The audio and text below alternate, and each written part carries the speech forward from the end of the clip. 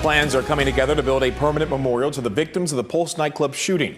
49 people were killed, more than 50 were injured 7 years ago. WESH News' Gail Pascal Brown is live at the site where the memorial will be built. And Gail, while the mayor says the city doesn't have all the details just yet, as of today, the sale of the property is approved. That is right, Summer. You know, Orlando City Commissioners approved the $2 million purchase of this Pulse nightclub site. And the mayor says it's time now to take a deep breath, sit back, and then seek input from folks to find out what the next steps will be. You know, this memorial has been a long-awaited, hotly debated issue. I can breathe. I'm happy. Yes. Ciclali Santiago Leon is happy that Orlando City Commissioners voted Monday on the $2 million purchase of the Pulse nightclub site. Okay, all in favor of the motion indicate so by saying aye. Aye. Those opposed? And so the motion carries. Her cousin, Luis Danielle Wilson Leon, was killed in the massacre June 12, 2016. I can start a new day.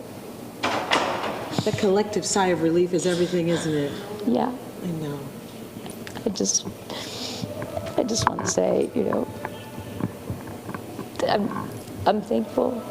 Zachary Blair is president of Victims First, a nonprofit organization that helps victims of mass casualty crimes. He's not happy with the city or the property owners, Barbara Poma and her husband. I'm really disappointed. Barbara Poma had promised that they would donate their share of the property, and for some reason the city's not holding them to their feet, and they're giving the Pomas more than the property is even worth. Do I agree that we wanted to pay any more money? No, I'd have preferred that that was donated, but we are where we are, and we need to be single-minded that we want to make a tribute that is fitting to the 49 lives that were lost there, an appropriate place for the families to be able to grieve and remember their loved ones. As far as any timetable for this memorial, the mayor says we're just getting through the acquisition today. As far as when it will be built, fundraising, that all is in the planning stage.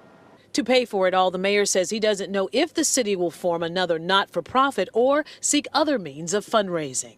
But we will certainly look for our community to be generous and to help us with the cost of whatever the memorial ends up being. But my hope is that there is, it to serve as a reminder and a beacon of hope that we were a community, our world came together. We need to show that.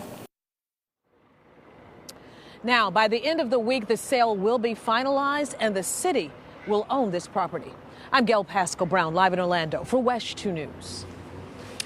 And you can head to WESH.com to learn more about the push to honor the 49 lives lost. You can also download the free WESH News mobile app to get alerts on any latest updates.